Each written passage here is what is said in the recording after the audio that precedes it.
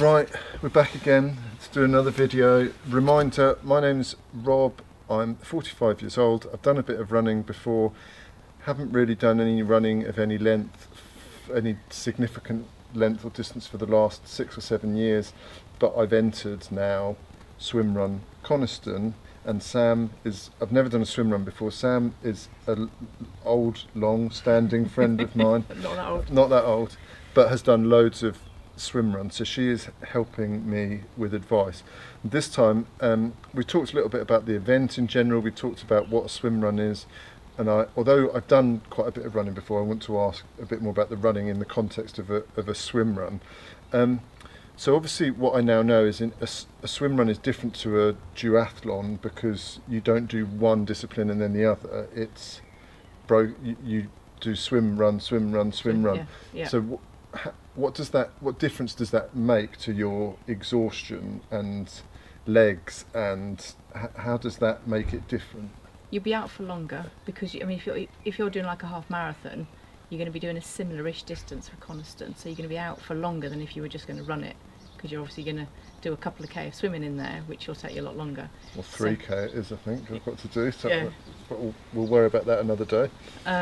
So you could be out for say 3.5 hours or so. So it'd be tiring, but because you're doing different disciplines, you will get a bit of a leg breather when you're swimming, and so it's just all round tiring because you're using the whole body. So okay. You need to be properly fueled to go into it.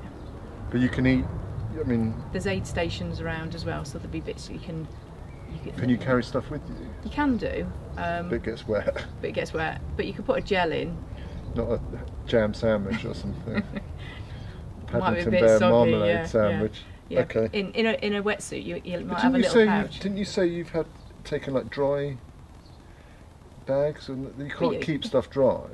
No, but you'd be all right with a gel, because a gel is like in its little bag, and there'd be like a little otter pocket probably in a wetsuit. That you can pop it in there, but the aid stations would be fine as long as you're fueling before and then you've got your fueling afterwards. Oh, there'd be fueling afterwards. Oh yeah. So obviously, when I've run a marathon, I've got a specific training plan. The longest run would be 21 miles, and I'd never actually do 26 miles. So in this, I think we're doing 18k of running cumulatively, with the longest one being 6 point something. Yeah. So what in my training, do I need to aim to just run 6k and do it fast, or should I be trying to run 18k, or where? You won't need to have to go all the way up to 18k. You need to be able to cover 18k, but you don't need to train all in one go for that. So you could do, so if the longest one is 6k, you've got to get there before you're going to have a rest. But I'd probably be looking up to about 12-15k is where you'd want to be doing a long run. So like 8 to 10 miles, roughly. Yeah. Okay. But you could then split that up. If you're going to do swim run training, which is what I would suggest, you wouldn't need to go all the way to 21k. Okay. In a training session. More for the swim run, I would do transitions. So like the open water lakes that you can go and practice swimming at, and am I allowed to go there in a swim run wetsuit and run for a bit, and then go in the water, and then go and run for a bit, and then come back to the water? Yeah. They'll let you do. Yeah, if you'd kind of let them know that that's what you're going to do beforehand, but you'll be given a little band to say you're number 23. So if at the end of the day they haven't got a number 23 band, they think you're in the water. So if you say, I'm going to hold on to my band and I'm going to do like a little lap. I see. But even if you did like a 400 metre swim and you ran around a car park and you got back in the water, it's the transition. It's getting used to the transition to start off with, and then maybe 400 metre swim and then go for half a mile run and then come back in again. But definitely to mix it up and get used to running in a wetsuit. Okay, all right. So I know when I've done runs before, there's quite a variety of fitness levels, ages, shapes, sizes.